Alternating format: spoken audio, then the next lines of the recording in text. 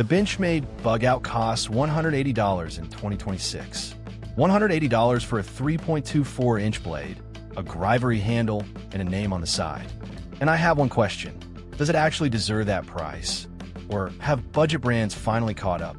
I spent my own money on 7 folding knives, all under $50, and I carried each one for real days, cut real material, and put them directly side by side against the Bugout. No sponsor money, no free samples. Just me, 7 knives, and an honest answer. What I found was genuinely surprising. Some of these knives made me angry that I ever paid premium prices. One of them made the Bugout look embarrassingly overpriced for 90% of what most people actually use a knife for. That one is at number 1. Stay with me. Number 7, Cold Steel Air Lite. Cold Steel has a reputation for making knives that feel like weapons from a post-apocalyptic movie. Heavy, overbuilt, the kind of thing that makes airport security uncomfortable even when you're not flying. The Air Lite is not that knife, and honestly, that shocked me. This is Cold Steel's answer to the ultralight EDC market, and they clearly did their homework. The Air Lite is slim, lightweight, and genuinely comfortable in a pocket for an entire day. Something I would never have said about a Cold Steel knife 2 years ago. The 3.5-inch AUS 10A drop point blade is ground thin enough to slice cleanly through material without the resistance you typically feel on more tactical focus blades. AUS 10A is a solid mid-range Japanese stainless steel with good corrosion resistance and edge retention that holds up well for daily use, sharpening back quickly with basic tools. The reason people buy Cold Steel is the Triad lock, and it is on full display here. Out of the box, the lock is stiff, almost annoyingly so. But here's the trade-off. Once it wears in after a week of use, the action smooths out while the lockup stays absolutely rock solid. No blade play, no give, zero.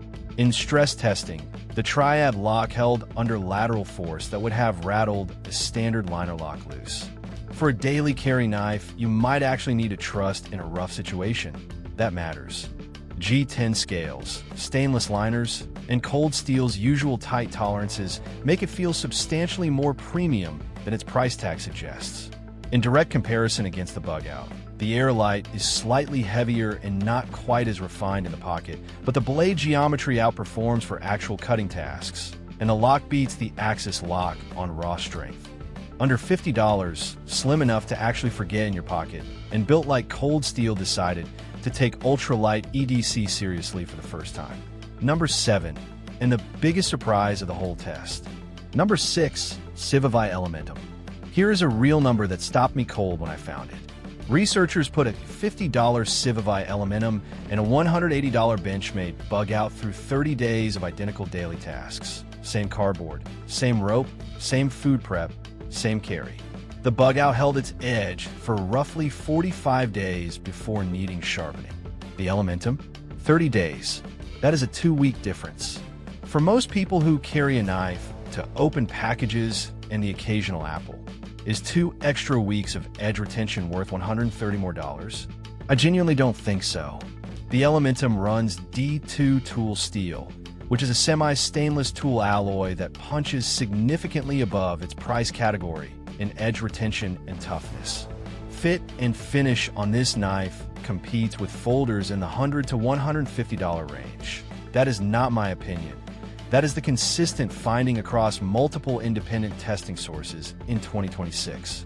The cage ceramic ball bearings give the deployment action a smoothness that belongs on knives costing 3 times as much. Drop point blade, 3.22 inches, carbon fiber handle option available if you want to go even lighter. Where D2 falls short, it is a semi-stainless steel, which means it will spot with rust if you expose it to citrus, salt water, or leave it wet. And full sharpening requires proper stones, rather than a quick pull-through tool. Those are real trade-offs. But $50 for D2 steel, ceramic bearings, and fit and finish that genuinely competes at triple the price? The CIVIVI Elementum is the reason the premium knife market is panicking right now. Number 6. Number 5. QSP Penguin. I picked up the QSP Penguin expecting a budget knife. What I got was a knife that made me genuinely reconsider how I think about the word budget. QSP runs D2 tool steel on the Penguin, the same steel category as the Civivi Elementum, at around $30. That price to steel ratio should not exist in 2026, and yet here we are. The blade is a full Wharncliffe profile, which means a completely straight edge running from the handle all the way to a sharp, precise tip. That geometry is purpose-built for controlled, precise utility cutting, scoring tape, opening boxes, slicing through packaging. The Wharncliffe shape makes all of it faster and cleaner than a drop point, because the entire edge is in contact with the material through the cut rather than curving away at the belly. The handle pairs steel liners with micarta scales, which gives the Penguin a substantial, confident feel in the hand that is completely at odds with its $30 price tag. Deployment is via twin thumb studs into a liner lock with zero wobble and consistent lockup from day one through the end of my testing period. Here is the honest comparison against the Bugout. The Bugout's drop point handles more variety of tasks more comfortably. For piercing, detail work at the tip, and general versatility, the drop point wins. But for pure slicing utility, the Wharncliffe geometry of the Penguin is genuinely better. And D2's raw edge retention and abrasive cutting tasks matched or slightly exceeded the Bugout's S30V in my sessions, which the knife community will argue about forever, but I watched happen in front of me. $50 D2 steel, micarta handles. The QSP Penguin is an embarrassment to knives that cost more. Number 5. Number 4. CJRB Pyrite. The knife industry has a dirty secret: powder metallurgy steel, the category that includes S30V, S45N, and MagnaCut that premium brands charge $150 or more to put in your hand. Costs almost nothing to produce compared to what you pay for at retail. The CJRB Pyrite figured this out. The Pyrite runs AR RPM 9, a spray-form powder metallurgy steel that delivers edge retention, toughness, and corrosion resistance characteristics that sit genuinely above standard tool steels like D2. That technology, until very recently, was locked behind premium price points. CJRB brought it under $50 and packaged it with ceramic ball bearing deployment and a button lock, two features you normally pay $100 or more to get in the same knife.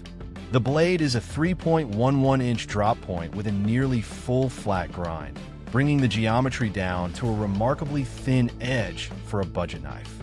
In direct cutting tests against the Bugout, the Pyrite's flat grind and thin edge produced lower resistance cuts through thick cardboard in multiple back-to-back trials.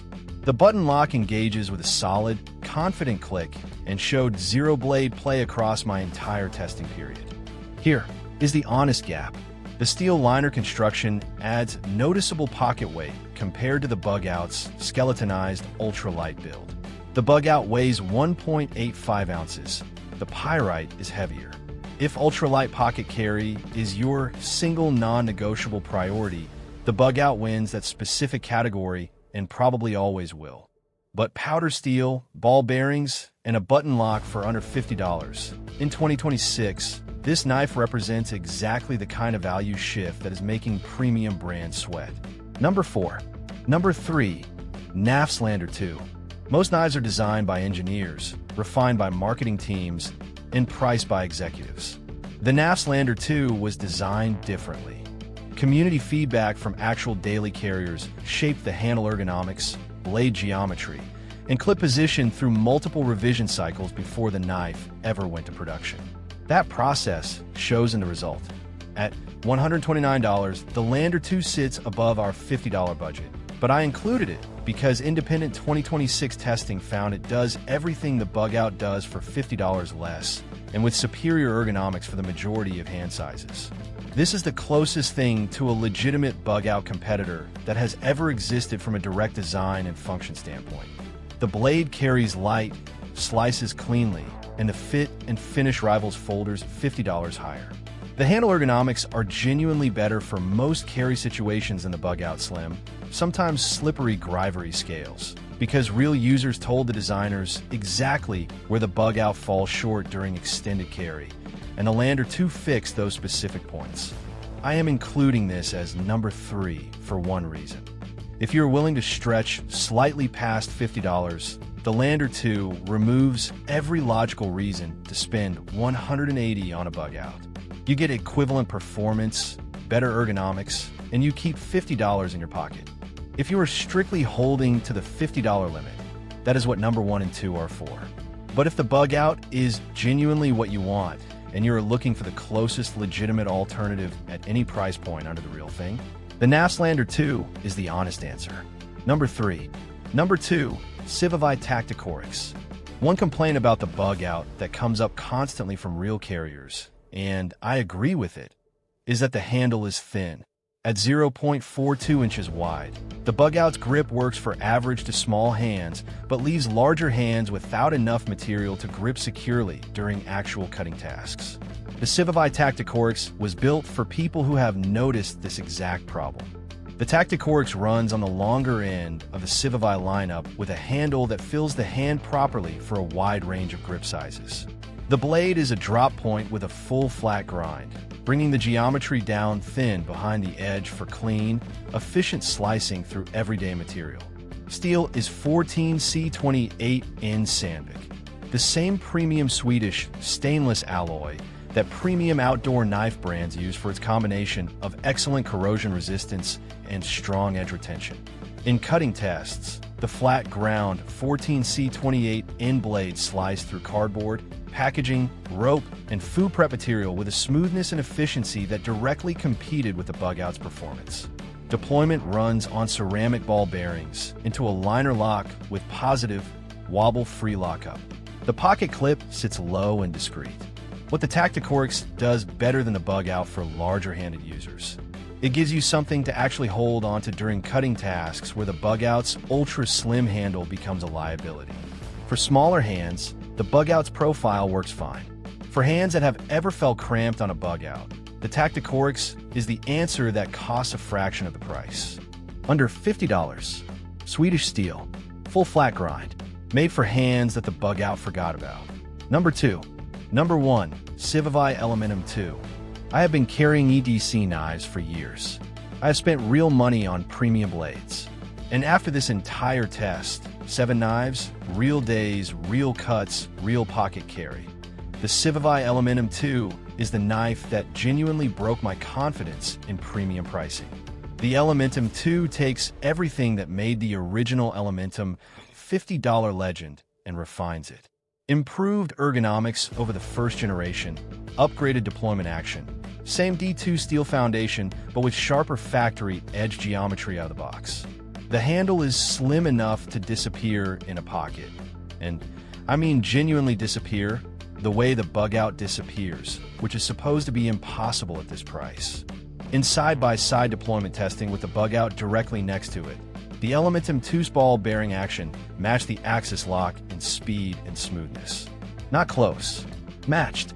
I ran this test 15 times across multiple days to make sure I was not imagining it. I was not imagining it. In cutting tests, cardboard, rope, food prep, precision scoring, the Elementum II competed with the Bugout task for task. The Bugout's S30V steel holds a slightly longer edge under sustained heavy cutting. That is real, and I'm not going to hide it. But for the daily cutting tasks that 95% of EDC carriers actually use a knife for opening packages, breaking down boxes, cutting tape, the occasional apple, the difference is invisible in real use. The Bugout costs $180. In 2026, S30V is no longer the cutting-edge steel it was when the Bugout was designed.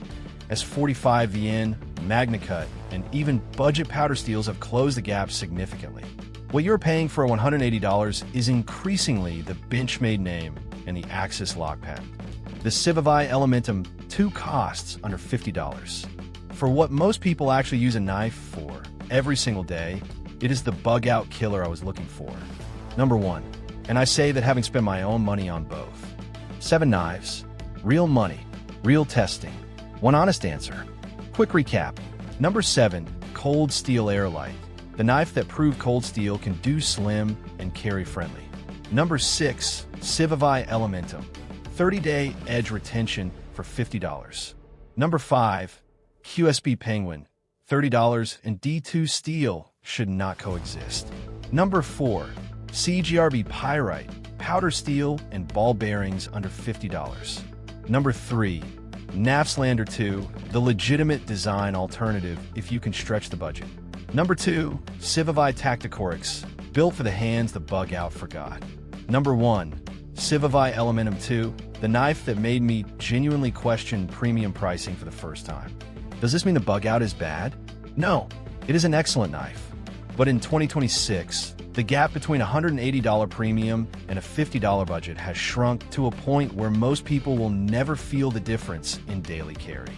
All 7 links are in the description below. Amazon affiliate links. You pay nothing extra.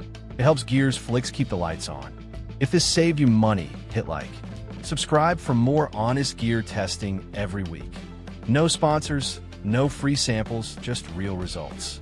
And drop a comment. Are you still buying premium after watching this? Or are you switching to budget? I genuinely want to know. See you in the next one. Stay sharp.